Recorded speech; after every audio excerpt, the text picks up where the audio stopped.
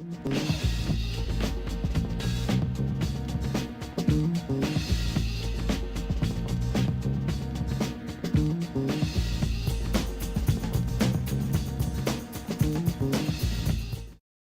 afternoon, everybody. My name is Ruben Harris, co-founder of Breaking Startups, and I'm excited to welcome you all to another roundtable with the Congressional Black Caucus here in Oakland at the Barbara Lee Allied Health Building in Merritt College to talk about their Tech 2020 initiative.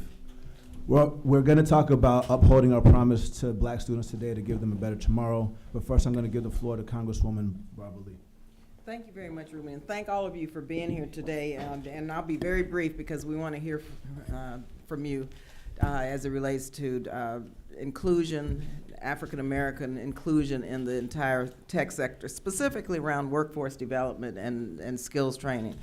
And I have to just say, it's really very important that community colleges especially be part of the discussion, because we visited many tech companies and we know that now they're beginning to think of community colleges as, in addition to HBCUs, as part of their STEM education. And this is just one point I want to make that you need to be aware of, is that in this last budget bill, we were able to secure in new money $50 million for, and that's a drop in the bucket, but it's the beginning of what we're trying to get to is $250 million for computer science for all, and that's primarily for STEAM education for girls, for underrepresented minorities, and for those living below the poverty line. And so we'll be working with the Department of Education as they come up with their regulations on this, but we would love your input into how you think that community colleges and the space that you work in can be part of this new effort. So I'd like to recognize my colleagues who are with me today, and I really am thankful that they're here because they work day and night on so many issues, and to take 2 days out of their busy schedule is remarkable, but I think it speaks volumes to their dedication to what our mission is.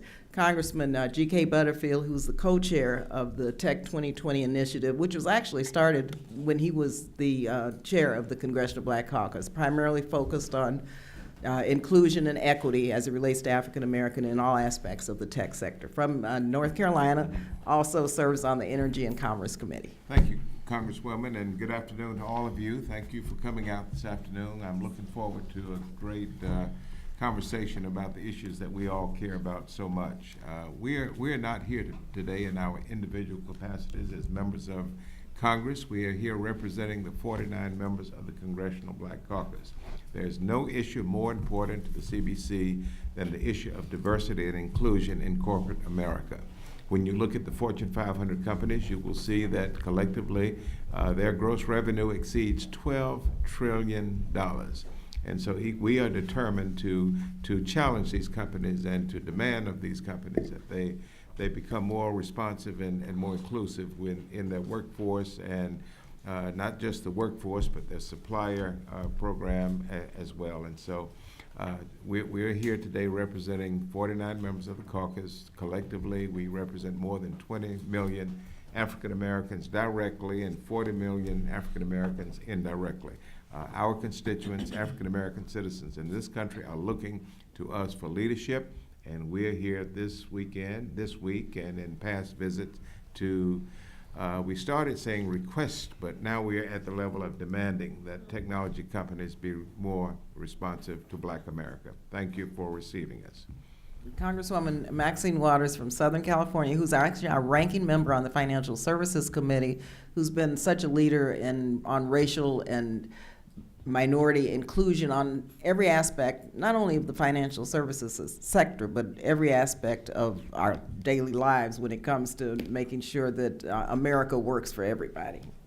Thank you very much, Congresswoman Barbara Lee. I'd like to thank you for your leadership and for organizing this effort today to bring us here to talk about what is going on in the high-tech community.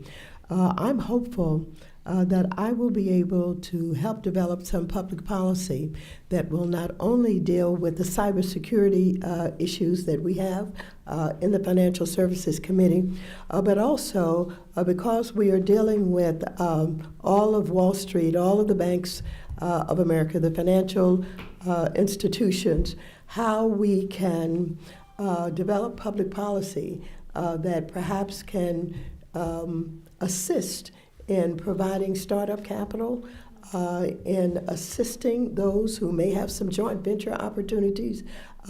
African Americans need to be assisted, supported, not discriminated against, not only in the high-tech community, but also in the financial services community. And so I think there will be some public policy opportunities that we will be presented with that can help move this issue forward. Thank you very much. Thank you. And Congressman Gregory Meeks from New York, who serves also as a senior member of the Financial Services Committee and the Foreign Affairs Committee, and who has been a leader in racial, as it relates to racial equity in the, I'd say in the private sector, but also in fintech, and really fighting for the inclusion of African Americans in all aspects of this tech sector. So thank you again, Greg.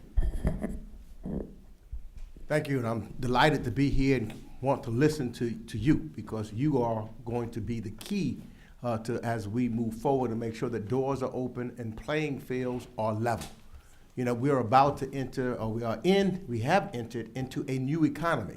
We are transitioning. We once was an agricultural society. We went into a manufacturing society, and we are now in a technological and service, particularly financial service economy. And so we better make sure that that playing field and those doors are open for all, because if you open the doors and have a level playing field, you will see that not only will we participate as consumers, we will be leaders in this industry. And that's what it's about, so that we can create opportunities, we can end some of the wealth disparities, we can create wealth in the African American communities, which will make this place, this city, this nation a better place. And since you are on the ground and you have the expertise on how we can get those that have been left out those opportunities. I close with, there has not been an institution in this country that once it was open, that African Americans have not ascended straight to the top to make sure it got its fair share. So now is the time for us to open those doors and to make sure that the playing field is level. I'm delighted to be here. Look forward to hearing from you. I want to thank President Byrne and Chancellor Laguerre for really opening the space again for us, because this is a very important discussion, dialogue. It's historic, and we're going to make some progress. We're happy to do so. Thank you very much. So today we're going to talk about the jobs that are going to be wiped away by technology, but also what we can do to prepare for that. The good news is that those jobs are going to be replaced. The bad news is that they're going to acquire technical skills that most people don't have, which is why we invited today's panelists to share how they're actively working to address these issues. Before our discussion, I would like to set the stage. As Congresswoman Barbara Lee mentioned, we are in California, where California Community Colleges is the largest system of higher education in the nation, with over 2 million students attending about 114 colleges. Student debt is now at about $1.34 trillion and affects about 44 million Americans. Half of today's work activities could be wiped away by 2055. 166 million workers in the United States are going to have to switch careers or gain new skills by 2030. Although the country is experiencing low levels of unemployment, low-wage work that features little job security has shaped the rise in employment in the past decades. And the overwhelming majority of Black and Latino workers in the tech sector start out in blue-collar jobs. So really quickly, why don't we start off with some quick introductions with Kimberly tomorrow.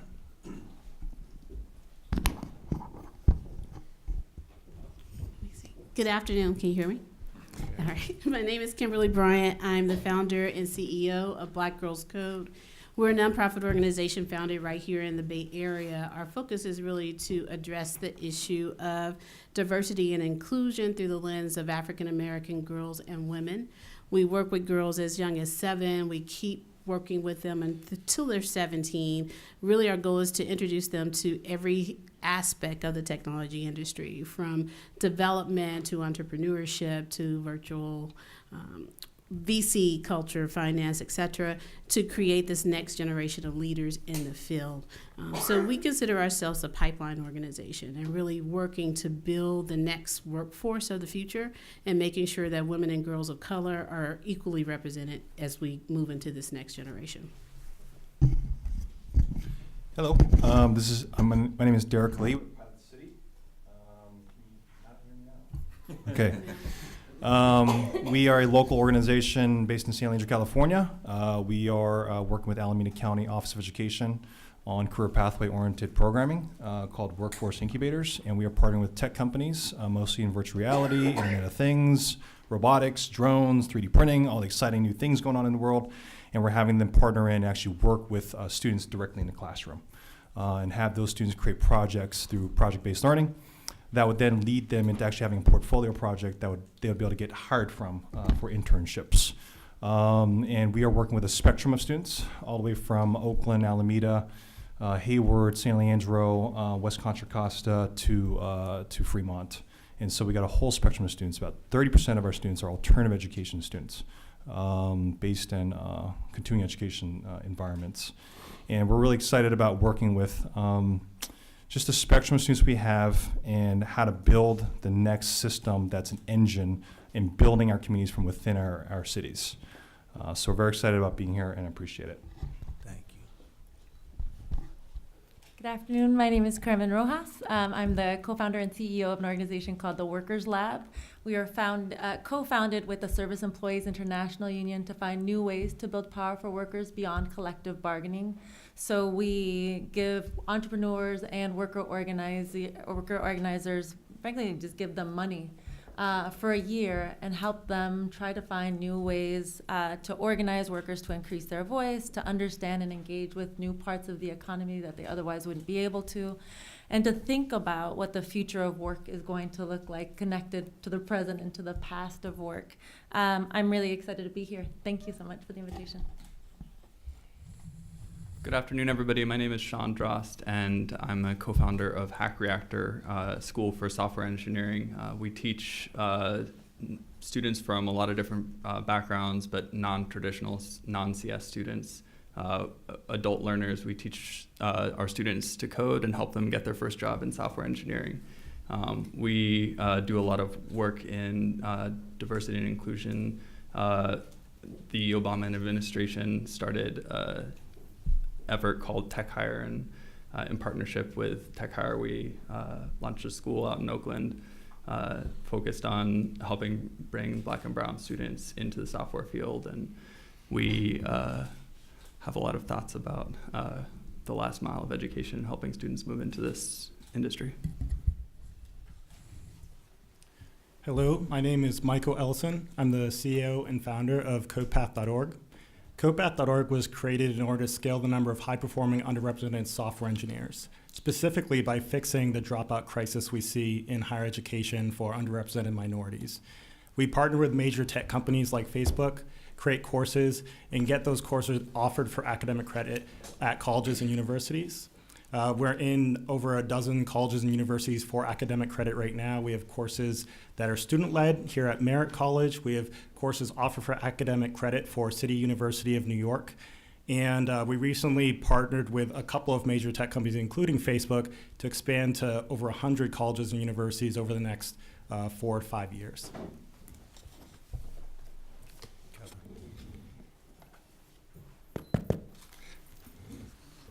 Good afternoon. My name is Kevin Nichols. I am the founder and CEO of the Social Engineering Project. It's basically an Oakland-based, Google and Microsoft-funded social impact venture with Stanford University designed to address the lack of diversity in the tech industry. The term social engineering comes from a quote from Charles Hamilton Houston, who said, "A lawyer is either a social engineer or a parasite on society." So although everyone doesn't have to be a lawyer, our goal really is to get young people interested in math and science. So if you can get past Math 1A, Chemistry 1A, or Physics 1A, you might be able to go to college and major in something other than sociology. Our goal is to get students to go to college and hopefully have as many opportunities as they can to be successful. Good afternoon. My name is Emily Schaefer, and I'm the Executive Director of Year Up Bay Area. Year Up's a national organization working to connect the talented young people in our communities to opportunities that fuel our economy. We work with opportunity youth, aged 18 to 24, who don't otherwise have access to post-secondary education, college, or a professional career.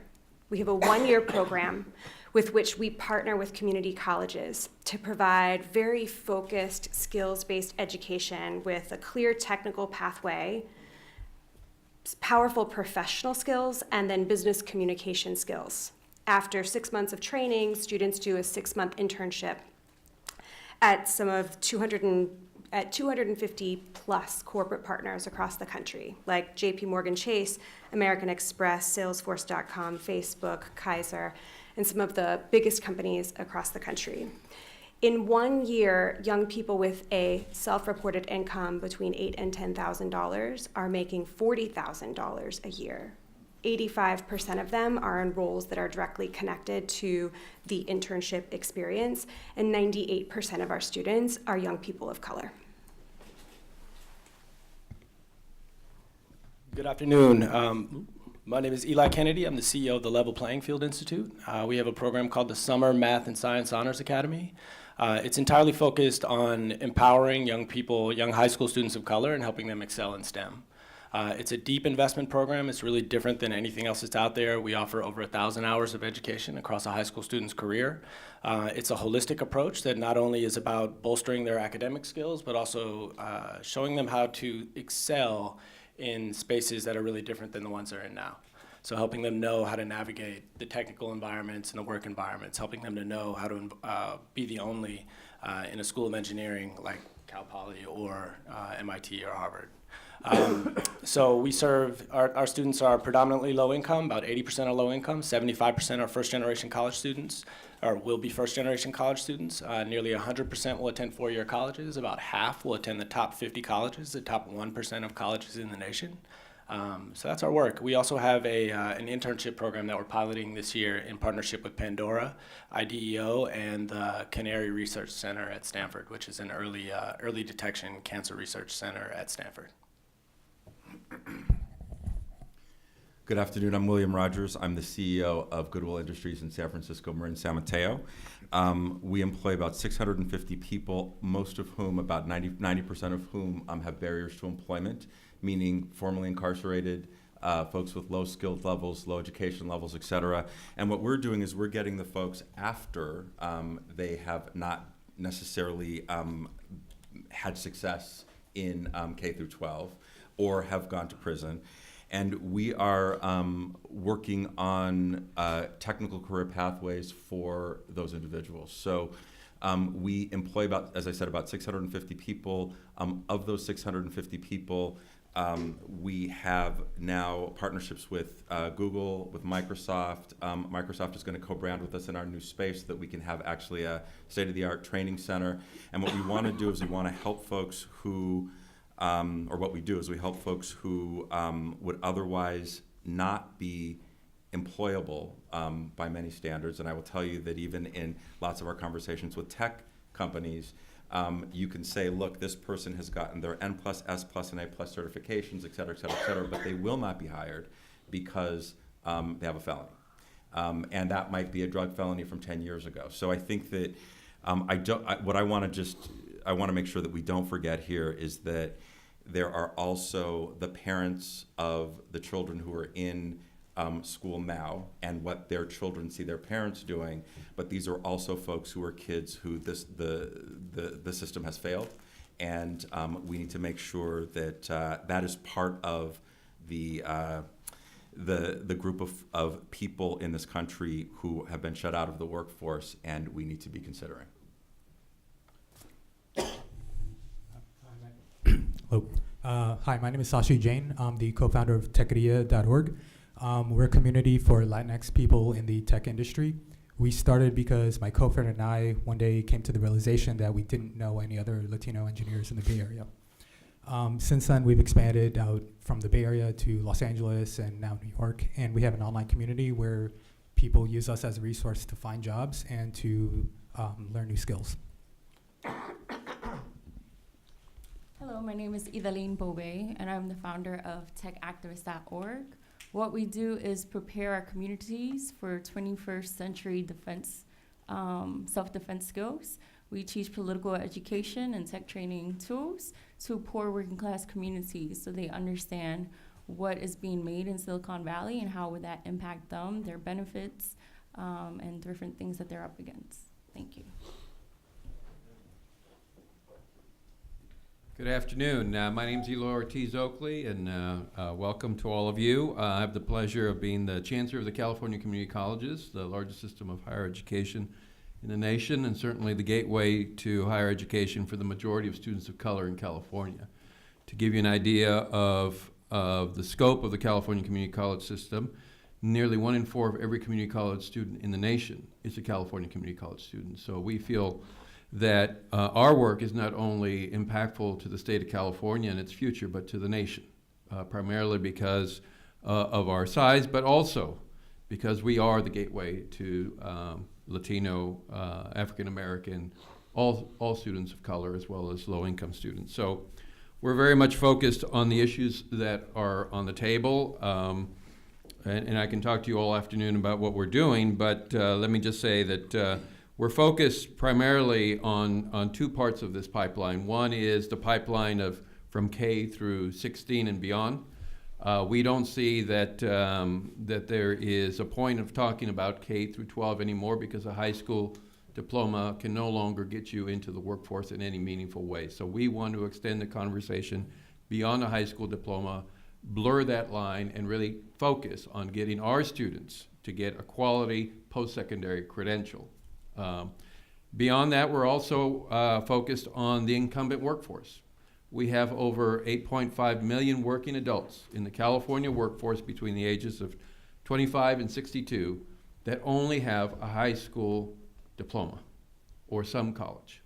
This is a very vulnerable population. The future of work, the changes that are happening today because of automation, AI, machine learning are devastating this workforce. And unless we can find a way to upskill them or reskill them, then we have lost an entire workforce. And without a livable wage, these individuals have a hard time raising families that can then participate in our public education system. So we see this as both a pipeline issue and an existing incumbent workforce issue, to provide them the skills they need in this current economy so that they can not only survive but thrive. And of course, our workforce, as you can well imagine, is brown and black.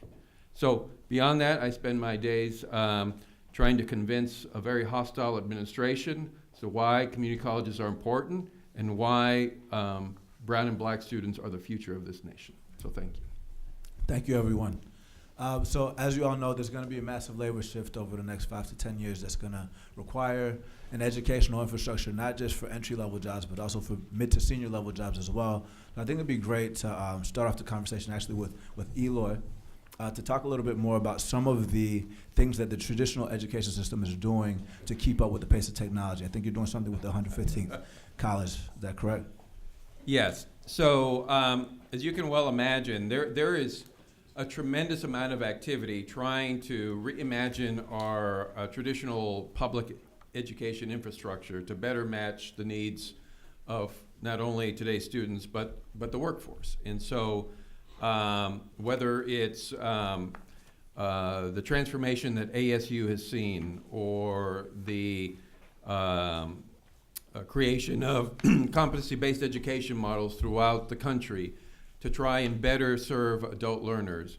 The California community colleges are right now trying to reimagine how we deliver education to a greater number of individuals through the use of technology. And so Governor Brown has proposed the creation of the 115th College to be completely tech-enabled, online, competency-based, targeted at skill acquisition for the adult workforce. As you can imagine, this has caused some consternation in California. As it should. We need to begin to question, are the models on the table sufficient to deal with the needs of this workforce? We feel, my team feels that they are not, that we need to lay an infrastructure now in order to deal with the changes that are happening in the workforce, both in terms of the tech sector, but more importantly, every sector is becoming a tech sector. Every sector is using machine learning, is using much more automated methods of deploying resources. And so unless our incumbent workforce is better trained, we need to consider what that's going to mean to our future. So we just launched a partnership with SCIU to begin our first foray into this area with the healthcare workers under UHW. These are some very vulnerable individuals because of the changes that are happening in healthcare alone. So anything that the Congressional Black Caucus can do to help support this kind of training, this kind of education, and things like short-term Pell would significantly help us deliver this kind of education to this workforce, helping us better communicate to the Department of Education and the administration the need to invest in workforce training. And if there's an infrastructure package, we need to ensure that the workers that are in the workforce today have the means to be upskilled or reskilled in order so that they can participate in the investment that we finally make in infrastructure. Because all these fields require some sort of technical training. And so we can certainly talk more about the current pipeline and doing more to support African American students to get into the tech sector, and that is something that we need to continue to do. But we need to do it at both ends. Otherwise, the workforce that we have today is going to continue to get displaced, and those families are going to continue to suffer. Thank you. Thank you. So in addition to traditional education, there's also this phenomenon of vocational schools, boot camps, online, offline, that address not just the entry-level jobs, corporate education, things like that. So I think it'd be great to hear from Michael and Sean, maybe to talk about that. Hey folks, so as Ruben said, I run a vocational school for software engineers. Within our field, we are one of the largest educators. So we educate about 1,500 software engineers per year, which is kind of comparable to the UC system. And so this is a model of education that is very different in some ways from traditional post-secondary. Some differences include it's a lot shorter. Our program's 3 months long as opposed to a CS degree being about 4 years. And the two prepare students for comparable entry-level roles. This model is interesting sort of beyond software engineering. We've seen it work in a lot of fields that are considered vocational, but I think that what coding boot camps and similar educational programs have proven is that the fields that we think of as careers are actually amenable to the same type of educational model. What is missing from the model right now, I think, is there are a couple of pieces. One of the missing pieces is that it's highly dependent on a massive imbalance between some supply and demand, such that students will privately finance this type of education. And it also creates an access issue. Title IV just doesn't apply to non-accredited programs, which generally vocational schools that would struggle with the traditional accreditation pathways. Then the other missing piece is that we are really not plugged in with what are today the clearinghouses of folks that would like to upskill or reskill, and that's folks like the traditional college and university system and the community colleges.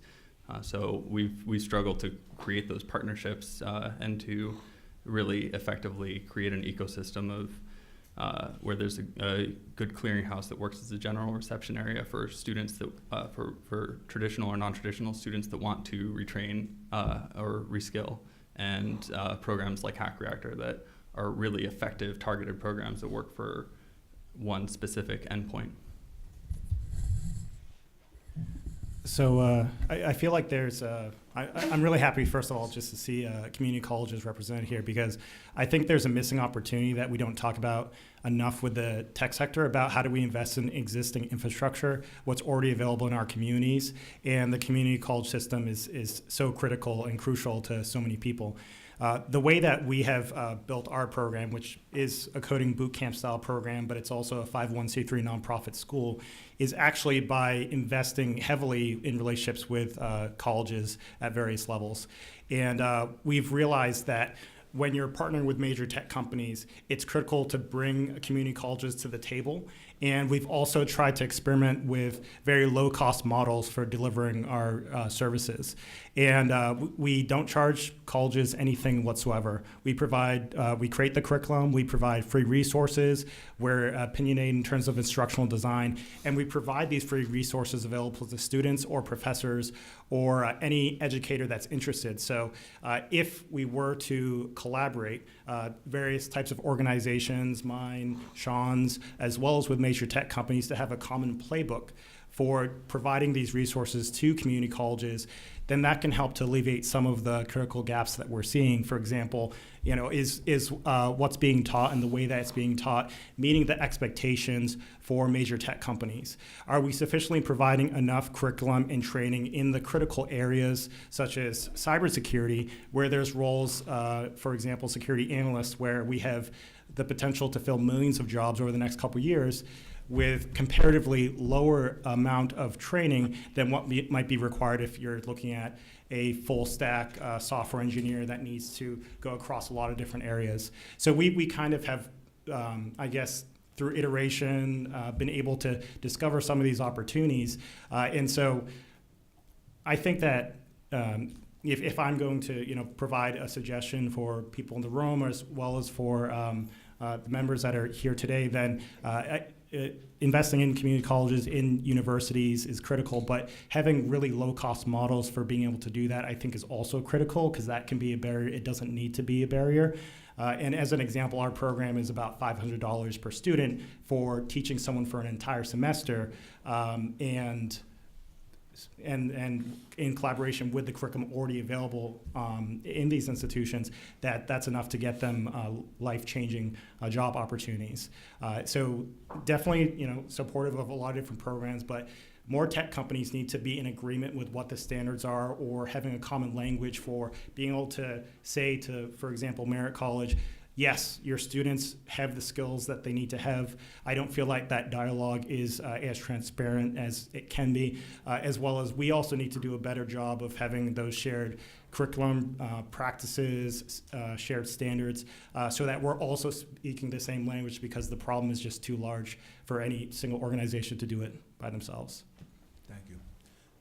So this is an open question. How can we support Black and brown students in STEAM in high school before they drop out of high school, or out of the industry in general?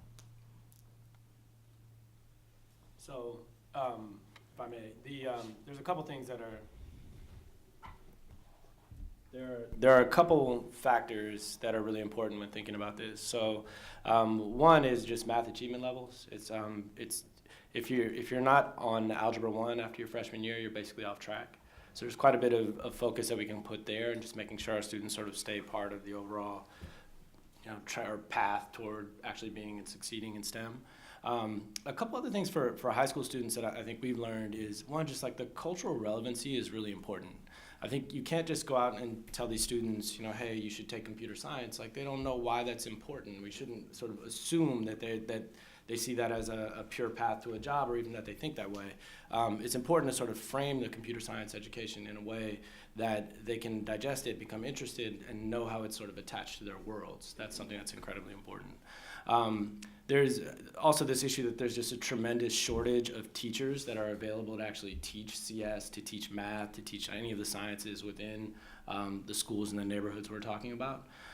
So there's a real need to sort of increase the amount of teacher training, and then the number of quality teachers, and even how sort of teachers are actually dispersed within school districts, to make sure that these high need students are actually getting access to the best teachers, and the teachers qualified to actually teach STEM disciplines.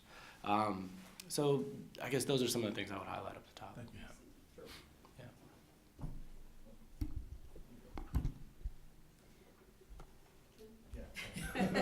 I think one thing I would want to point out here is that when we look at Black and brown students, and particularly women, high school is too late.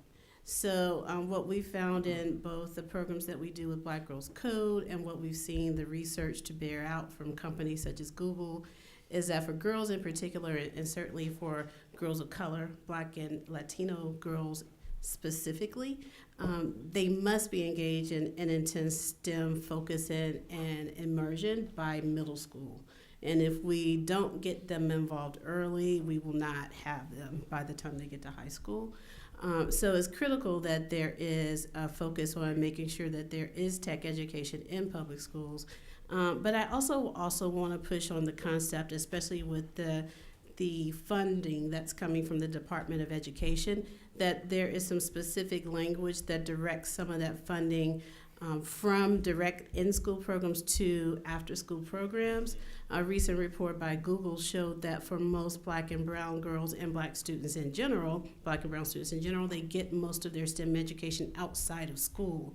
So I want to be sure that as we start to focus about getting tech education as part of our K through 12 educational system, that we put as much focus for Black and brown students in after-school programs like Black Girls Code, Level Playing Field, because that's where our students tend to have the most success, because they tend to be still disenfranchised in traditional school programs. Got it. Hey, so my name is Idalina again, and I wanted to talk about this. Not everyone who is interested in tech education wants to join Silicon Valley's tech pipeline. There's a lot of communities who are really interested in knowing how can they use and solve today's problems with tech education. So currently today with a 3D printer, you can create 10 houses. When you're talking about poor young Black and brown children, if we taught them those skills, what programs would they be creating with that knowledge?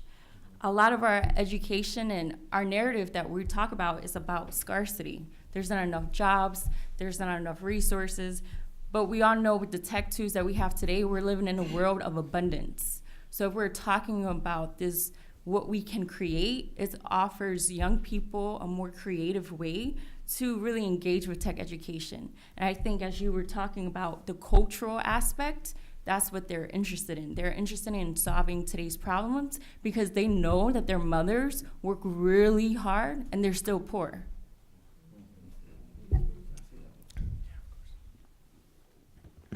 Also, I think we need to challenge our way of what we think education really is. So my programs, I take students out to the wilderness. They go camping for a weekend, and I have tech companies come up and teach them in a low-tech environment what they do for a living. So imagine communicating what project management is from a coding perspective without the ability to show code. So it makes people have to use their minds and extrapolate what they're doing, the underlying principles of what they're learning, so that they can utilize that in various areas, in various careers, opportunities for them. So just wanted to say that. Yeah, I love the idea of putting them next to some fire and some sticks and stones and seeing how they survive. I think that's one way of engaging project-based learning, essentially, right? It's like, so just a few things. I love the idea of blurring the lines, as you mentioned. When you're living in K-12 and you're just in that world of just going to school every day, you're engaged with 18 years of just essentially doing nothing that's really productive towards work in your profession. And so if we can engage at a younger level with dual enrollment systems and concurrent enrollment systems, taking senior courses, even junior courses, and actually embedding not math class per se, maybe not English class even per se, or a career technical education course per se, but actually carving out a work-based learning course where they can actually work as an internship program at Year Up, or work at Black Girls Code, during school time, and actually go out of the school setting where they're caged. I think that really builds a phenomenal sense of connection to the community that can really build and engage them with the real world. We're finding that all our students, for the most part, except Irvington High School and Fremont or something, are disengaged, and teachers are just struggling with being able to actually engage them in a way that's really exciting. So I would say project-based learning is a good move. I think we need to start working with our employers and tech companies and just companies in general and creating an employer-relevant, industry-based project-based learning, moving towards work-based learning and integrating that into the actual school time, be able to break down the barrier of actually having to, leave, be able to leave school and actually work. A lot of these families who are struggling, who, and by the way, I just want to thank you guys for the WIOA, the Workforce Innovation Opportunity Act. and the stipends that you can give to our students, because that's what we're living on to engage our kids, because they need to work and get money during high school so they can support themselves and their family.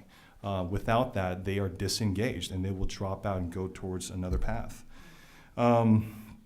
So that's kind of what I think should we can make happen. I think with the community college system, I love the idea of just not really calling it K-12 anymore. We're calling it K-14, and allowing them to break the path and go to a university, or go to a trade, or go to a union, go to whatever they want to go after 12, but having a guaranteed path to 13 and 14. And then allowing a direct pathway in high school that really leads straight into that and sets them up for success from the get-go. So, thank you. How do we know if a coding program is effective, and what standards do we have to tell if the program's working? CIR standards. Sorry, a coding program? Yeah. You mean like a coding boot camp? Yeah, like CIR standards, things like that. So there's a hot topic among vocational schools, which is basically, do they work or not, and which ones do, and how do we have a thriving vocational sector that does work for students from a variety of different backgrounds.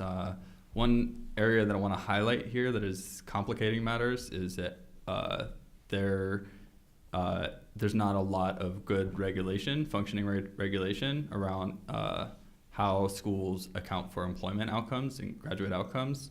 I'll say that a lot of effort has been put into this, but it's an intrinsically hard problem. There's a lot to be said on this topic, but my schools has participated in a California level task force to work on this problem at the Bureau for Private Post-Secondary Education, and our recommendation is to adopt the work of the community college system, and which is basically collect Social Security numbers, track track before and after tax receipts, and use that as the basis. I would love to see more post-secondary money tied to employment outcomes, and see that see a nationwide system for post-secondary education, both accredited and non-accredited, tie into that system, which the name of it is escaping me right now, but it's something gecko. Do you remember what I'm talking about, Eli? Not off the top of my head. Oh, good. Can I chime in there? I want to kind of add to that and say that, you know, in my organization, a lot of our membership has come through these coding bootcamp type of programs, and you know, we've seen a lot of great successes from Hack Reactor, but there's also there's a spectrum of quality in the schools. So just like any other school, there's a big spectrum, and one thing that's a challenge right now is that because it's such a new industry, the coding bootcamp industry is only a few years old, there really isn't good expectations. So you have people who are like moving across the country, come to Silicon Valley, spending in some cases like $15,000 on a program, and then in the end they can't actually get a job and have to go back home. And some standards and expectation setting would be very useful. Yeah. You go. So we actually currently have a couple of studies that we're running right now. One with Chan Zuckerberg Initiative, which we're comparing hundreds of engineers from underrepresented backgrounds that have made it through various levels in their interviewing process. And there's an initial assessment with them. We put them through one of our programs, and then we do a post-analysis to see how much impact there's been on how far they make it into that interview process. And we have some other merit programs. When we're running courses on colleges and universities, we also compare to the historic pass-through rate of those of that college campus, and compare that with the historical data of the companies that we're working with. And I actually have a pretty simple view about coding boot camps in general. I'm looking at employability, and I'm looking at controlling for the socioeconomic status and background of the people that you're teaching. And then you need to compare that to the historic pass-through rates of different companies, and divide companies to tiers of how competitive they are to get into. Because there was a comment earlier about, if you end up gaining these new skills, kind of like what happens in the future, how employable are you? And does that lead to upward mobility and your ability to kind of flourish in the tech sector? And so again, tech companies do have this data. If they share that with you, then you can kind of compare it historically to all their other sources. I'd love to add a perspective on as well. I think when something is working, when employers will pay for it. And the caveat is Europe we don't run coding boot camps. We will focus on cybersecurity, IT, financial operations, data analytics, and quality assurance. But in our partnership model with community colleges, we can fund wraparound services, internship placement, and support, and a staff that builds a community and a cohort that's operational costs are covered by the corporations in exchange for that internship. The students are paid throughout the entire experience. And it's an example of aligning a set of systems to employer demand with a recognition that one of the most important dynamics of education is to support someone in being able to forge a lifelong career. So we partner with community colleges, build a curriculum that's oriented toward an internship that is valuable to a company where they pay us, and that funds an educational stipend for the student, both while they're training as well as while they're in internship, and also the wraparound services and support that low-income students need in order to make it through such a rigorous and demanding process. Got it. Can I just add one thing on that? One thing I'd like to see, though, and I think this is we don't do coding boot camps, but I'm just speaking from an ecosystem perspective, is that I think it's great that companies will pay some organizations for the programs that they do, but when we're looking at Black and brown communities, we're looking about being able to change trajectories in families, right? So I think that it's one thing for a program to get paid for an initial placement, but I think there needs to be some standards that tracks the students over a longer period of time. I think maybe Sean mentioned it or somebody mentioned it about looking at how their income level from a family perspective has changed over a 5 to 10 year period after participation in a coding boot camp. I think that's the lever that shows that the program has been successful if it has some sustainable growth for the person that's attending. In your perspective, are companies giving away money to these diversity programs, coding boot camps, things like that, to check a diversity box? Are you seeing changes in outcomes, or can you point to some things that are actually moving the needle within the companies themselves? I see a lot of ornamental activity, personally. Yeah, so we come at this from a really, I think, a different perspective, an aligned and adjacent perspective. So one, it's clear that the economy is being both financialized and sort of tech is playing a huge role, but we know that the labor market is producing overwhelmingly low-wage jobs, right? So the fastest growing industries are retail, service. Walmart employs 1.4 million people, Google 32,000 people. So just let's put that into perspective. The economy, I think, one of the rubs for me from the worker perspective is that I worry that we're spending a whole bunch of time trying to crowd Black and Latinx folks into, frankly, like 1 or 2 jobs that don't guarantee long-term well-being, without talking about the need to really bolster wages, think about long-term well-being. We're going to need people to care for people forever in this country. So how do we make sure that those folks are also taken care of, that they're not poor? And we've reached a point, I think, that kind of disassociates where our economy is and where the labor market is. There isn't sort of an apples to apples conversation. We're having an apples and oranges conversation. For us, so I'm like one Latina that sits at this really weird intersection of capital, tech, and labor. So I get invited to a good number of events on diversity and inclusion. And more we realize that it's actually not moving the needle at all. That frankly, the D&I people who are placed in these companies are neither authorized, nor do they have the money to actually change anything within the company. So it's somebody who's awesome. It's like the best looking, best dressed, most amazing, smartest person in the room. But within the company, they oftentimes don't have the authority or the money to actually change practice. And to take it a step further, I will be provocative and say this. I often feel like they place folks of color and overwhelmingly women of color into these positions. And when something does happen in a company, they point at that person and are like, well, where were you at? Right? And so we're seeing that now with like the Nike conversation where they had a diversity and an inclusion person at Nike. They got fired. And it doesn't, they did get fired. And there's like a weird, I feel like we're trying to solve a problem by placing the burden on an individual as opposed to an industry or a company, and haven't been super thoughtful, and frankly have taken the authority away from human resources. So back in the day, it would be like a human resources person. It would be their responsibility to actually negotiate or to sort of deal with workplace conversations. We've put it into like a little bubble where the person, again, doesn't have authority and doesn't have autonomy to actually do the kind of work that they need to do. Yeah. Does anybody else want to go in on that? Yeah, I want to pile on and say all of that. I want to just double down on that. If there's one thing that we could see that I think affects every question so far, it would be putting the money responsibility on the Fortune 500. If you want to see that change, then put it on their pocketbook. Like if we can see that at a legislative point of view, then suddenly the money starts flowing in a very different way than it's flowing right now.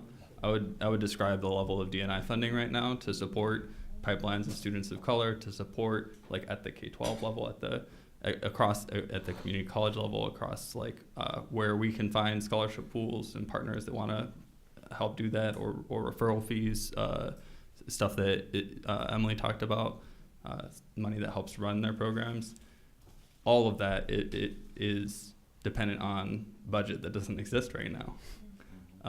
Like if I sit on a SFUSD board, a funding review board, and like I look at their budgets and like their budgets can't do it. Like they can't get solid coding education across all the campuses with the budget that's there now. And but if we can get the magnitude of this problem surfacing in the Fortune 500 companies, and if that's something that we can actually tackle from a legislative standpoint, if we can like source how the money flows, if we can change how the money flows, I think that will change this conversation.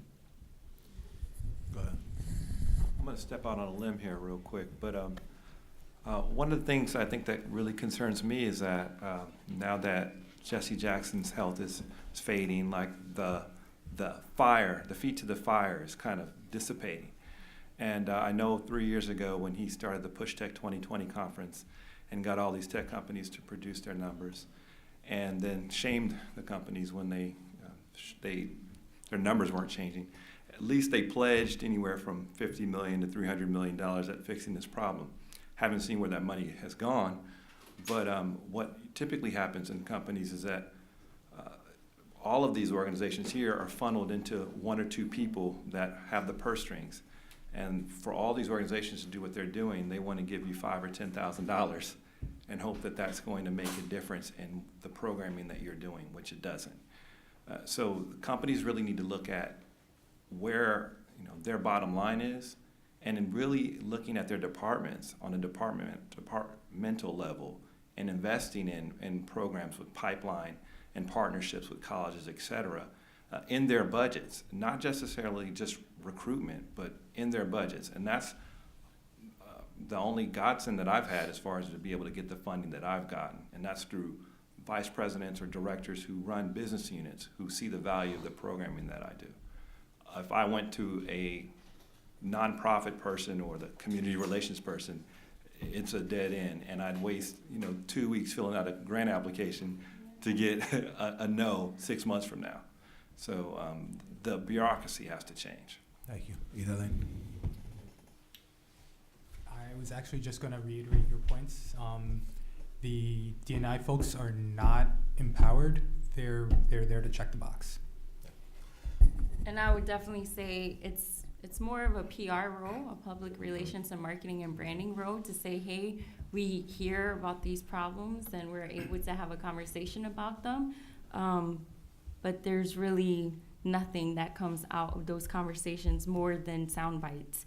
And then always, to be honest, even if we did make Google and Facebook in Silicon Valley, Black and Brown, is that really solving the issues in the Black and Brown communities that we're facing?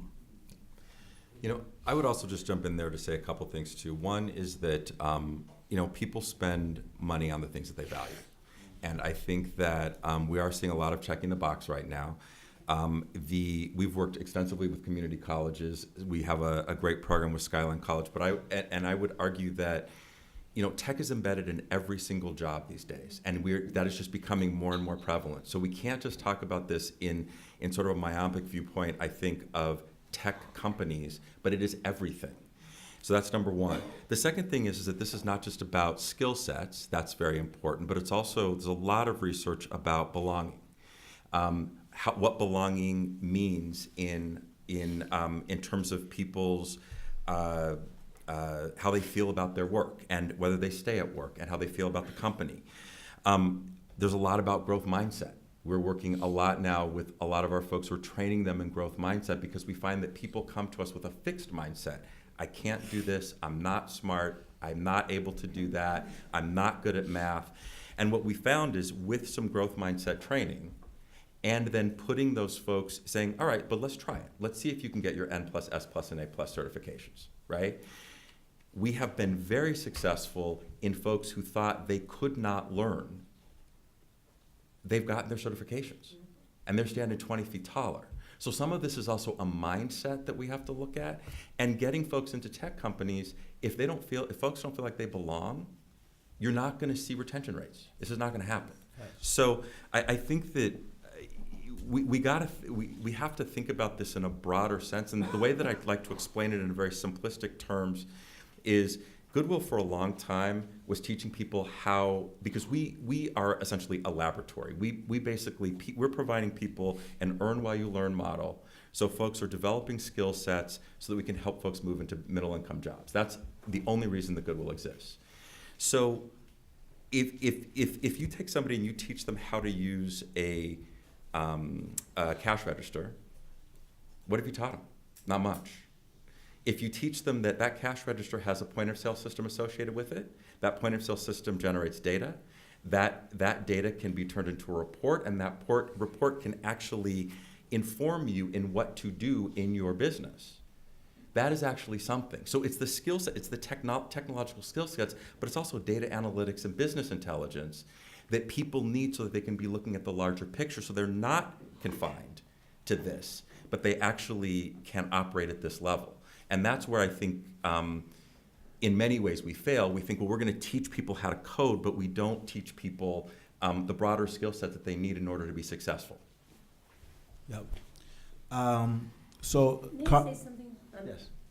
I just want to say, I think it's growth mindset both ways. Yeah. It's not Absolutely. just the student, but it's also Absolutely. in the companies, understanding, because where Yes. many of our students go, and our students have made it to those companies, they get there, and you're talking about belonging, Exactly. they don't feel like they belong at all. It's Exactly. the way they're treated. So it's not only the student, him or herself, who doesn't feel, I'm not able to do it. It's when they get there, because now they've gone through our cybersecurity right. program and they're ready to go. But the people who are receiving them don't think they can do Well, it. and they have So a it fixed needs to mindset, happen yes. both ways. Yes. Thank you for that. That's really important. I Yes. would like, since people are throwing in their wish list of things for you all to do, and you guys I'm gonna do a pile-on. I feel like for us, the two things related to that are sort of front of mind is less sort of the rise of automation or robots taking people's jobs, and actually the rise of contract labor in the U.S. Yes. So by 2020, it's like 50% of jobs will be contract in this country. Those workers don't benefit from the same civil rights and sexual harassment protections that traditional W-2 workers benefit from. So you'll have a company that so of the 32,000 Google employees, they estimate that's about 10% are contractors. Of those 10%, they couldn't say, I don't belong here, because legally they don't have those protections. And so trying to think about, as worker classification becomes an issue, how do we stretch benefits that exist for W-2 workers to protect contractors and temporary workers, I think is a real critical issue to belonging. Yeah.